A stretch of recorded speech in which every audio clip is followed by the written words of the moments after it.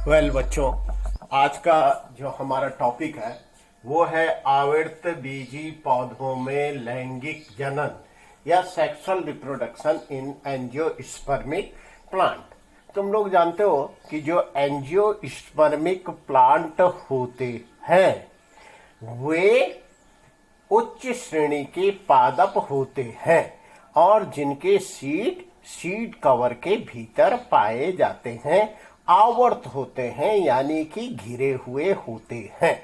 इसके विपरीत जो अनावृत होते हैं जिनमें खुले होते हैं वे अनावृत बीजी पौधे या जिम्नोस्पर्मिक प्लांट्स कहलाते हैं। आइए अब हम बात करते हैं आवृत बीजी पौधों के लैंगिक जनन के बारे में। देखो, तुम लोग जानते हो कि जो आवृत बीजी पौधे होते हैं, इन आवर्त बीजी पौधों में जो लैंगिक इनका भाग है वह होता है पुष्प, या जो फ्लावर है, ये फ्लावर इनका रिप्रोडक्टिव पार्ट होता है। अब ये फ्लावर या पुष्प क्या है? देखो, ये फ्लावर या पुष्प जो होता है ये मॉडिफाइड स्टेम और बड है, कली है, जो कि मॉडिफाइड हो जाते हैं। स्टेम तना या जो बड है यानी कि जो कली है वो मॉडिफाइड हो जाती है, रूपांतरित हो जाती है और क्या करती है? बियरिंग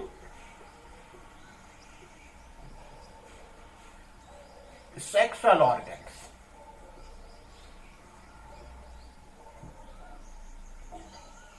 जिसमें कि लैंगिक अंग पाए जाते हैं।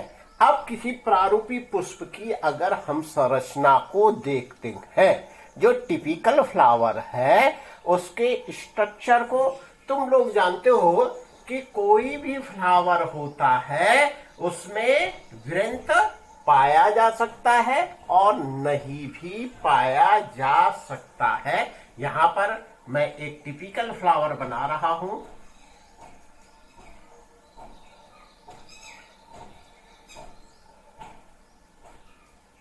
इस प्रकार से हम संरचना देख लेंगे।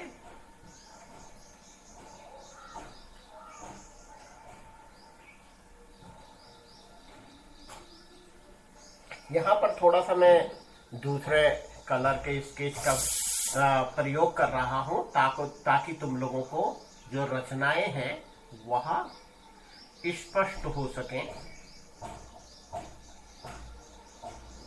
इस प्रकार से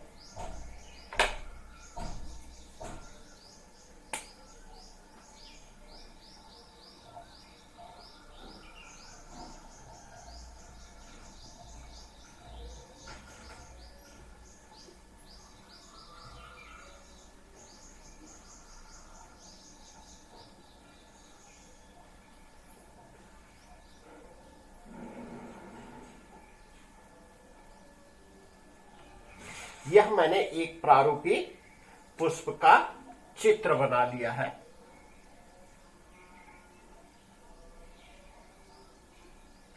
ये एक प्रारूपी पुष्प है। यहां पर तुम लोगों को पुष्प के भाग, पार्ट्स दिखाई दे रहे होंगे।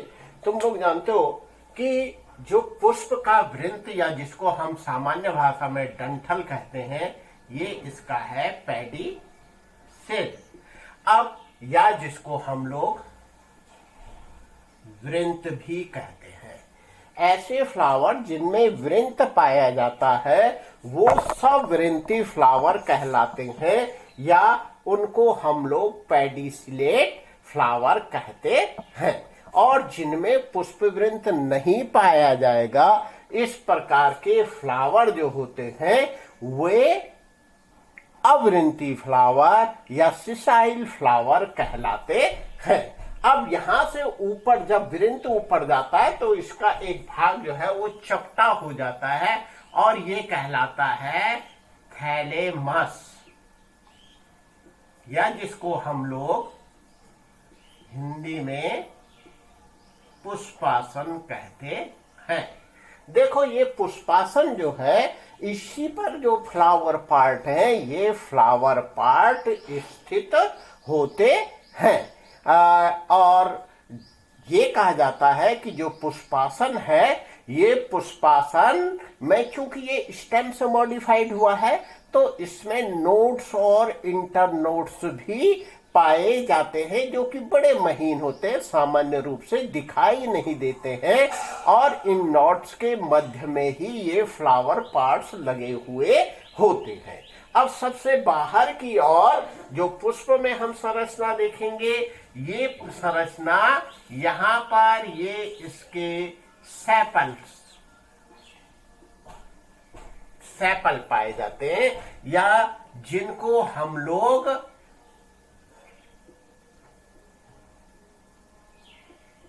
बाह्य दल भी कहते हैं। ये बाह्य दल है। प्रायः ये पुष्पों में हरे होते हैं, और जिस समय पुष्प कली की अवस्था में होती है, बड के रूप में होती है, उस समय ये जो सेपल्स हैं, ये सेपल्स इसकी जो बड है उसकी सुरक्षा का कार्य करते हैं। तो इनका काम क्या है कि बड रूप में इसकी सुरक्षा करना, फ्लावर की सुरक्षा करना। अब इनको कलेक्टिवली, जो सेपल्स हैं, इनको कलेक्टिवली जो है एक साथ, जब ये ग्रुप में होंगे, जो भी इनके नंबर होंगे, तो एक साथ इनको हम लोग कहते हैं कैलिक्स।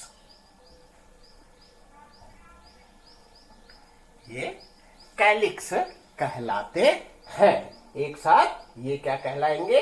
कैलिक्स कहलाएंगे।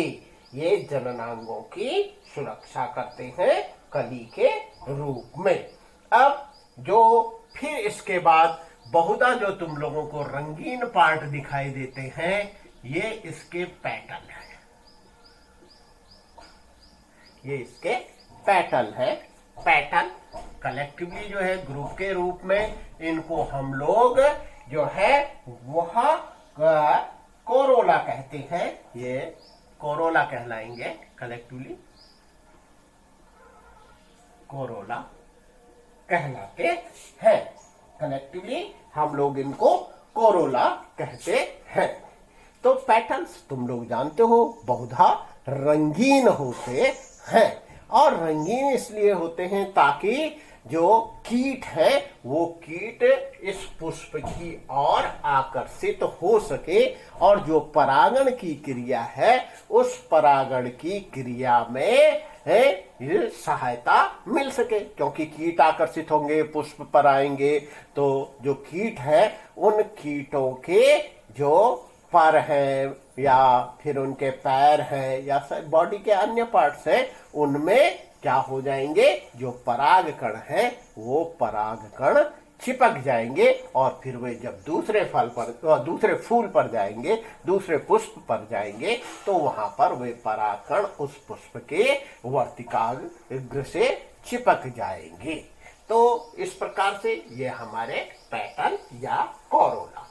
अगला जो होता है, कभी कभी क्या होता है कि ये जो हमारे बाह्य दल और जो हमारे ये पैटर्न, यानी यहाँ पे मैं हिंदी में लिखा नहीं है, इसको हम लोग दल कहते हैं, इन दल और बाह्य दलों में विभेद नहीं हो पाता है।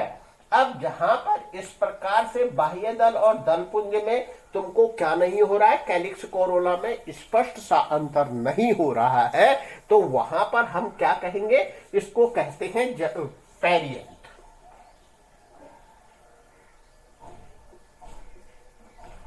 पेरिएंथ कहते हैं, या इसको परिदल पुंज कहते हैं।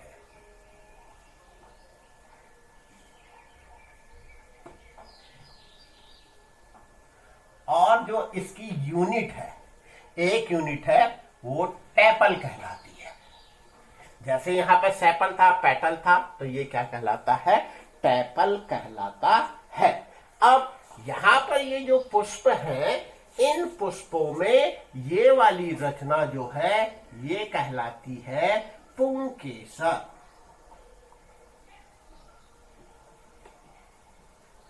या इनको हम लोग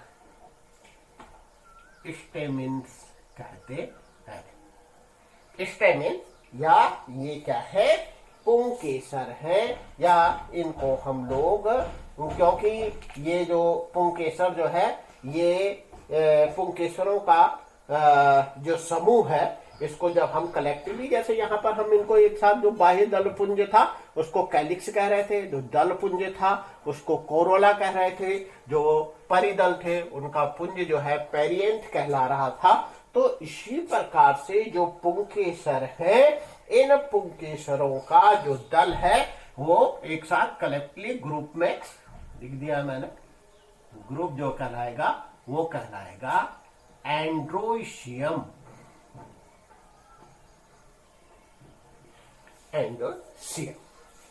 देखो इस स्टेमन के, पुंकेसर के जो अलग अलग भाग होते हैं, उन भागों को मैं आगे तुम लोगों को बताऊंगा, लेकिन यहां पर तुम ये समझ लो कि ये पुंकेसर जो है ये पुष्प का नर भाग होता है। और इसी पे ये जो तुम इसके इस तरह से ये रचना पतली सी दिखाई दे रही होगी, ये तंतु, ये पुतंतु कहलाते हैं, या इनको हम लोग फिलामेंट कहते हैं। और इन फिलामेंट के ऊपर ही तुम लोग देख रहे होंगे ये जो गोल गोल सी रचनाएं मैंने बना रखी हैं, ये इनके एंथर होते हैं।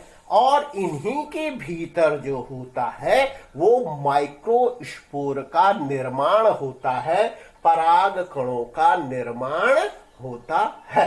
अगला, अब यहां पर तुम देखोगे जो फ्लावर का फीमेल पार्ट होता है, ये फीमेल पार्ट जो होता है ये इसका गाइनोसियम होता है।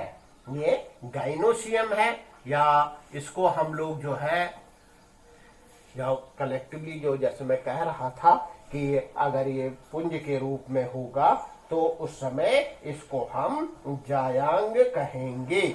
और इसकी एक इकाई जो होती है वो कार्पल या पिस्टिल कहलाती है। कार्पल या पिस्टिल रूप में क्या कहलाएगा, ये कहलाएगा गाइनोसियम।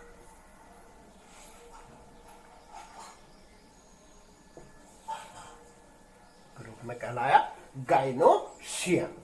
तो यहां पर ये जो कार्पल है, इसके भी जैसे मैं स्टेमिन के पार्ट आगे तुम्हें बताने वाला हूं, उसी प्रकार से यहां पर जो कार्पल है इसके भी पार्ट्स के बारे में मैं तुम लोगों को बताऊंगा। वैसे तुम लोगों ने जब तुम 11th क्लास में थे तो 11th क्लास में तुमने पढ़ भी रखा है कि यहां पर क्या होता है, इसमें स्टिग्मा होती है, स्टाइल होती है, और ये इसकी ओवरी होती है। और ओवरी के भीतर ही जो फीमेल स्पोर है, यानी कि जो मेगा स्पोर कहलाता है। देखो जो मेल है उसको हम माइक्रो स्पोर कहते हैं, और जो फीमेल का है उसे हम लोग मेगा स्पोर कहते हैं।